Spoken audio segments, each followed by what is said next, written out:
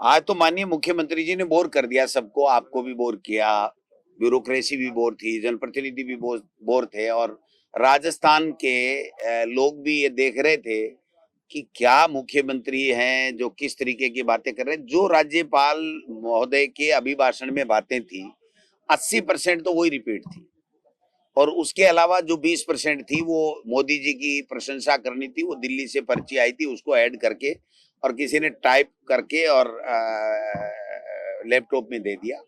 मैं समझता हूं कि राज्यपाल महोदय के अभिभाषण के प्रत्युत्तर में माननीय मुख्यमंत्री जी को स्पष्ट रूप से बताना चाहिए था कि जो अपराध बढ़ रहे हैं वो कम कैसे होंगे, शिक्षा का जो ढांचा है वो जो भरभरा के गिर गया है, बच्चों की जो पढ़ाई बाधित हो रही है, जो बच्चे सार्वजनिक शिक्षा से वंचित हो रहे हैं, उनके लिए हमारे पास में क्या रोड मैप है। हमारे विकास ठप पड़ा है 2 साल से, उसके लिए हमारा क्या रोड मैप है और हम क्या करने जा रहे हैं। मैं समझता हूं कि केवल बातें हुई, बातों के अलावा कुछ भी नहीं हुआ। और पता नहीं सन भी गलत बोल रहे थे, तारीखें भी गलत। अब 1925 की बजाय गंग नहर 2025 के अंदर उद्घाटन की बातें कर रहे हैं। तो मुख्यमंत्री जी का दोष नहीं है, क्योंकि उनको जो लिख के देते हैं वही उनको पर्ची पढ़नी होती है, उसके अलावा उनको कोई इजाजत होती नहीं है। आखिरी में उन्होंने एक ड्रामा किया, 2 ड्रामे किए। एक तो उन्होंने 2 साल की जो भी सरकार की जो भी काम है उनकी जो पुस्तिका है वो हर सरकार जब निकालती है उसको पेश करके कहा इस पे बहस करा लो। हमारी आपत्ति है कि उस किताब पे बहस नहीं होगी। 2 साल बनाम 5 साल या 2 साल बनाम 2 साल, हमें उसमें कोई दिक्कत नहीं है। ये 2 साल की बात करेंगे, हम भी 2 साल की बात कर लेंगे, हमें कोई जरूरत नहीं है 5 साल की बात करें, उसमें भी हम भारी पड़ेंगे। दूसरा, इन्होंने कहा कि खेजड़ी के लिए अपनी चिंता जताई, लेकिन साथ में ये कहा कि सोलर हमारे लिए बहुत जरूरी है। अडानी भाई साहब नाराज हो जाएंगे अगर सोलर बंद हो गया तो सोलर जरूरी है तो आप खेजड़ी को कैसे बचा सकते हो। और अगस्त में अगर साधु संत महात्मा मिले थे तो उनको वहां पर जो है वो आंदोलन करने की और आमरण अनशन करने की नौबत क्यों आई। मतलब इतना मुख्यमंत्री और इतनी बड़ी बात, और अब तक कोई संज्ञान नहीं, और आज की तारीख में भी उन्होंने साफ कहा है कि सोलर हमारे लिए जरूरी है। जब सोलर आपके लिए जरूरी है तो खेजड़ी को आप बचा ही नहीं सकते, और कानून के लिए भी कोई मियाद इन्होंने नहीं बताई है। मेरा ऐसा मानना है कि शेर और बकरी को एक घाट के ऊपर आप रख नहीं सकते। अगर दोनों एक घाट पे होंगे तो शेर तो बकरी को खाएगा। अगर आपको सोलर आपके लिए जरूरी है, आपकी प्राथमिकता में है, तो खेजड़ी को तो आप काटोगे ही। ये जो ड्रामा करने का काम मुख्यमंत्री जी ने किया है वो मैं समझता हूं कि बिल्कुल जनता को भ्रमित करने के लिए किया है। ये सरकार तो भ्रम के आधार पे ही बनी और भ्रम में ही जी रही है। आप बताइए, कोई भी आंकड़ा, जो जितनी बातें बोल रहे थे वो सारी की सारी महामहिम राज्यपाल के अभिभाषण में लिखी हुई थी। जब वो लिखी हुई तो क्यों टाइम वेस्ट किया पूरे प्रदेश के लोगों का, आपका और हमारा।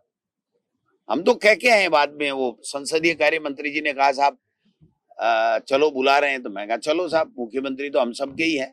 तो हमने कहा साहब आज तो हमारा जो है ना वो आपने समय खराब कर दिया। ये लिखने वाले को कहो कि घंटे भर का ही लिखे और काम की बात लिखे। ये इस तरीके से लोगों को भ्रमित करते करते तो 2 साल हो गए, आपको ज्यादा भ्रमित करने की आवश्यकता नहीं है। अब ज्यादा जनता भ्रमित नहीं होगी। आप बताइए, कह रहे थे परिसीमन ये हो गया, परिसीमन करने वाले दोनों मूर्तियां तो बैठी थी राज्यपाल दीर्घा में। इनके खुद के सांगानेर का परिसीमन भी उन्होंने किया, इनको खुद को ही पता नहीं कहां हो गया।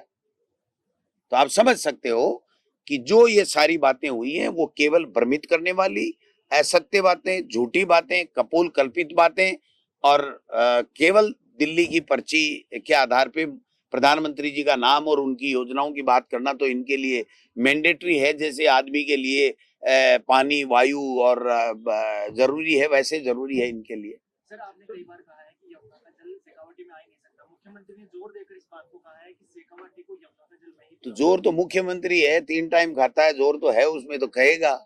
लेकिन मुझे ये बताओ ना, 4 महीने में डीपीआर बनाने वाला आदमी 2.25 साल में डीपीआर नहीं बना सका, तो ये तो 5 साल तो गए भाई साहब, आधा तो गया। उत्तर भी का मेरी बारी आ गई अब तो सुना है।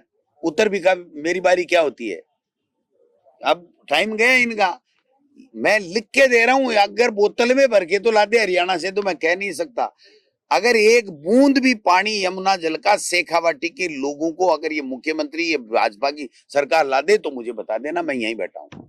अध्यक्ष जी, क्योंकि एक तरफ तो खिचड़ी कानून की बात कर रहे हैं, हाँ। अभी इन्होंने कहा कि सौर ऊर्जा के अंदर में 27% हम राजस्थान देश में ग्रीन। अरे राजस्थान को क्या मिला? गुजरात के व्यापारी ले गए, दूसरे व्यापारी ले गए, अडानी ले गया, हमारे किसानों की जमीनों को चीर करके बर्बाद कर दिया, और एक आदमी को रोजगार नहीं मिला। रोजाना वहां के जो निवासी हैं जैसलमेर बाड़मेर के, वो रोजाना जो है वो रोते हुए कह रहे हैं कि बचाओ हमको, बचाओ हमको, बचाओ हमको, बचाओ।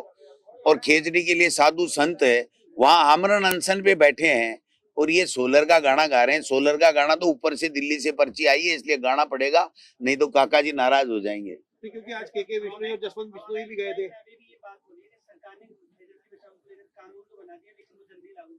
कहाँ बनाया कानून? उनकी जट्टा में है क्या कानून?